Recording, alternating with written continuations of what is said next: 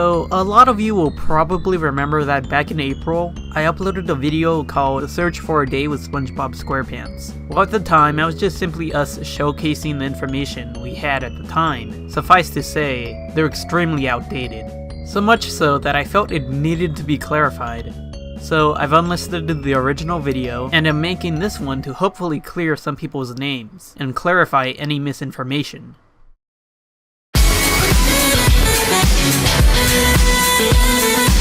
Okay, first off, pretty much all of the corrections in this video come from Mr. Orange, an anonymous but verified source. Mr. Orange is the creator of A Day with SpongeBob SquarePants, and we were directed to him by Lorenzo. So if there is anyone who is able to properly fact check the situation, it's this guy. The reason I'm not revealing my identity or anything of that sort, or my step-by-step movement as far as with the films, like I said, some people have been harassed, you know, they're putting up, like, they're recording conversations and uploading them. As a side note, yes, Mr. Orange is fine with these conversations being uploaded, and Lorenzo has stated that he is fine with them as well.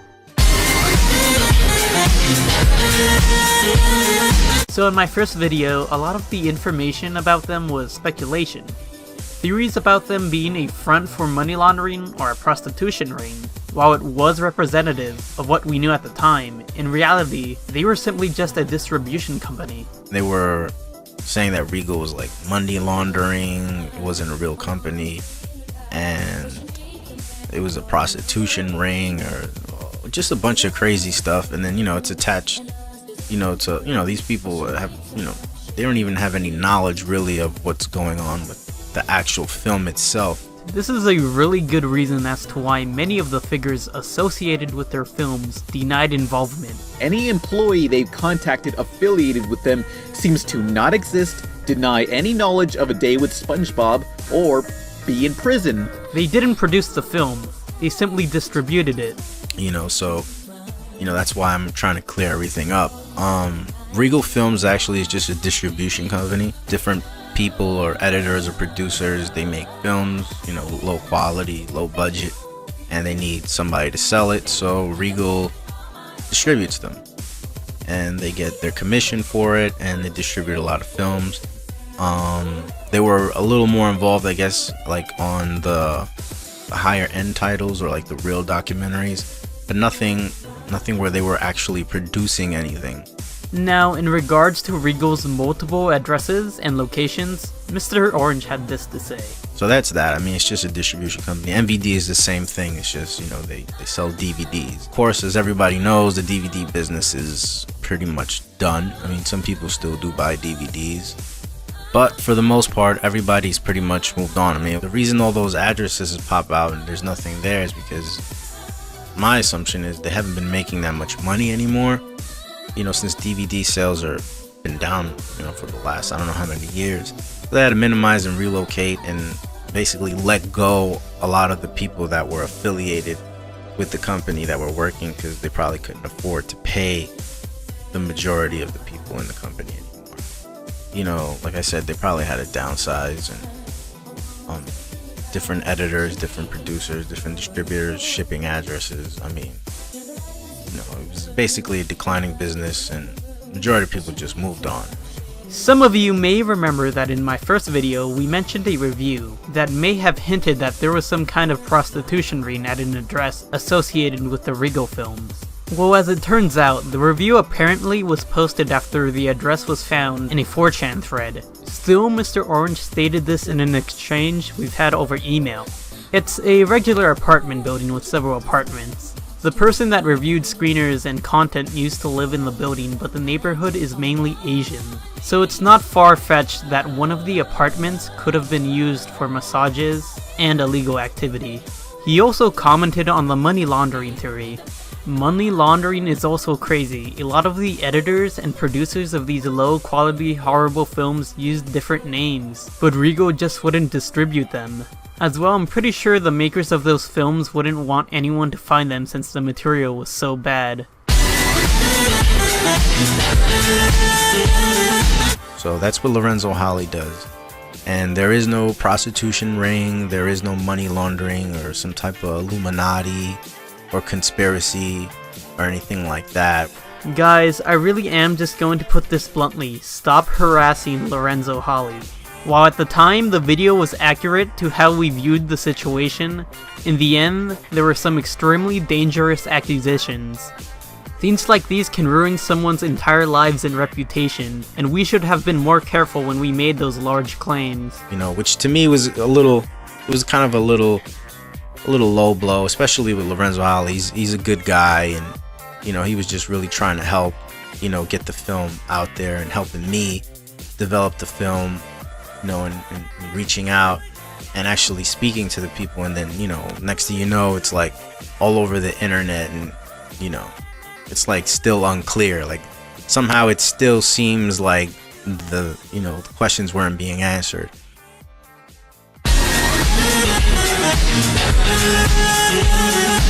Another one of the theories in my video was that it might not have been released due to illegal issues. Well, Mr. Orange confirmed that this was not the case. We weren't hiding or running away from Viacom. If anything, I was already direct by retaining a lawyer, like I said before, and she pretty much said that I'm allowed to do it since it is somewhat of a parody and there should be no legal issues. So hopefully there isn't any legal issues since I'm investing my own money into it. So, you know, let's be hopeful. And yeah, that's about it.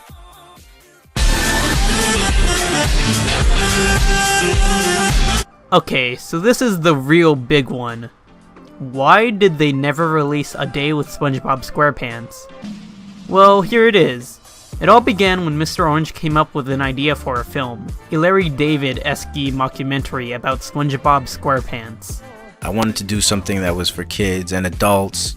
It was funny, but at the same time had some heartfelt moments and somewhat of a message, you know, kind of like the movies I used to watch growing up, like a John Hughes film of some sort. You know, I was developing different ideas and reaching out to different producers since they, you know, were doing all these other documentaries, and I wanted to do something that was more like a mockumentary, you know, with SpongeBob, because, you know, I'm a SpongeBob fan, not a hardcore fan, but I definitely like the cartoon, and I always thought it was funny, like, what if he had a real life, you know, like outside of the cartoon world. With an idea in mind, he contacted Jonathan Salami, a director associated with many of Regal's short films and documentaries. After many back and forth discussions about how he envisioned the film, Jonathan said that the film was going to cost way more than what they had been given for the budget. I mean, by this time when I reached out to look for directors, I already developed a script with, you know, I hired a writer and gave the rundown about the whole movie and kept developing the script. I gotta look back and see how many pages it was. I do have a copy of the script. So from having the script and reaching out to different producers, you know, saying I'm gonna need additional money, I'm gonna need this amount of money, and they were basically like, no, we can't do it. Besides budget issues, Mr. Orange also did not want to face the aforementioned legal issues, and approached the lawyer using some of the money given to him by producers. I didn't want to deal with making the movie, or if it did become successful or had some type of success, and then, you know, I get sued or the people involved get sued, and then, you know, it's like a whole waste of time, which discouraged a lot of people. So a lot of the producers were like, we'll just give you this amount of money anyway, and, you know, figure it out. So I called a lawyer, and then I retained, you know, their services, and they told me, okay, you can't use anything, it has to somewhat be of a parody, that way you don't get sued. You can't use him, I think the drawing of him, you could use a suit, it has to be somewhat where you're making fun of him, and if it's live action, even better, and state on the, you know, the actual artwork that it's unauthorized. So this led to him trying to make a cover that people could recognize as SpongeBob without actually using him. So the most recognizable thing that I could remember was the Pineapple House. So I went on Elance and I hired a great illustrator, drawer, forgot his name, and I told him that I wanted to basically make the same house, same feel, same exact thing as, you know, the SpongeBob theme animation, but make it square, just make little changes here and there just for different purposes. After he got sketches from the illustrator, he began composing it. Due to the lack of casting, he didn't have any characters to use, so he went to Shutterstock and purchased the infamous stock image. Remember, this cover was only made to show producers and distributors, and to convince them to help the film. People loved the cover after it was done. The quotes and everything that's on there, like I said, this was just supposed to be for, distributors and producers' eyes only. This wasn't supposed to be for everybody. One of the distributors, especially Reagal, they said, well, listen, we're not going to give you any money for the production itself, but we'll see if we get any pre-orders or any interest. So I guess that's where, people even heard about it. And this is where the Amazon listing came in. The film was never completed, and was never actually meant to be sold on Amazon. They put it on Amazon to see if there was any interest via pre-orders. While Mr. Orange had worked on a few trailers and teasers, they weren't actually anything from the actual film. It was just like teasers and covers and stuff just to get people, kind of like a presentation to get people interested in the film and believe in it. But I think even with the lawyer and everything like that, people were like, we're not going to dump that much money into this project because, it could be a cease and desist, could be a lawsuit, it's Viacom. They could easily shut you down and that's it. I mean, that's the end of your career. So after hearing all of that, I wasn't discouraged to get the film done. I just knew I couldn't do it with the original producers because it wasn't enough money. So I was just gonna, put it to the side, save up some money, and possibly ask, friends and family and try to figure out how to get the money to get it the way I wanted to get it out there. What we and many other people didn't know was that there wasn't a typical Reagal or MVD release. This was a completely different project. It was more or less, them, trying to help me out, get the film and the word out and see if there was any interest. This wasn't supposed to be a low budget quality. It's not like their music documentaries. This was actually supposed to be an actual film, a live action film. Now finally, in regards to anyone having promotional material or copies, MVD is incorrect. Actually, there are no promo copies. I never sent them anything. A couple of people have seen different things, but there's nothing that anybody has. So if you're looking for anything that has anything to do with a day with SpongeBob, it doesn't exist. Most of the materials are in my possession, so that's pretty much that.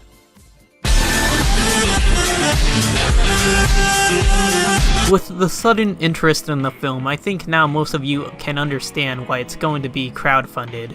The initial plan was for me to invest my own money, so I'm going to continue to do that. I am actually going to invest my own money into the film, and I've been hearing positive feedback about the whole crowdfunding thing, which is something I mentioned to Lorenzo Holley about. That's something that I wanted to do because he was asking me, about the update about the film, and I was telling him if there's really genuinely interest in the film and they really want to help me get the film done, then so be it. We'll try the crowdfunding, even if we don't hit the number that could potentially get the film the way I want it to get done. It doesn't matter. I'll still figure out how to get the rest of the money to get it done. I'm not trying to rush this project. Like I said, I'm not just gonna put anything together just because it has some type of interest right now, and just slaps a few scenes together, get like a 60-minute film just to make money. No, I want to do something that's somewhat funny. I mean, it's not gonna be like an Oscar-nominated movie, but definitely something that would be fun to watch, for kids and adults. The crowdfunding was originally going to take place in June, but now likely is going to be around September. Even if we don't hit the number that, could potentially get the film the way I want it to get done, it doesn't matter. I'll still figure out how to get the rest of the money to get it done. I'm not trying to rush this project. It's been a long journey to reach this point. It's been a whole year since the thread that started it all was posted on 4chan. Sure, it's a really in the long run trivial thing, but it's a nice show of dedication and community. If you want to listen to the whole logs and a reading of the first 5 pages of the script given to us by Mr. Orange himself, please click here to visit Ongoing Mysteries video.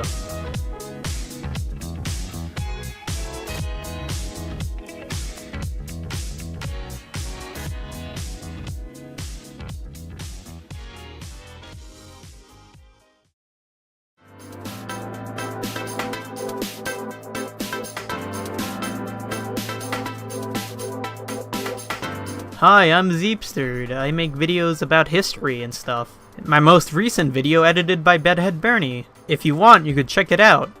It's pretty rad.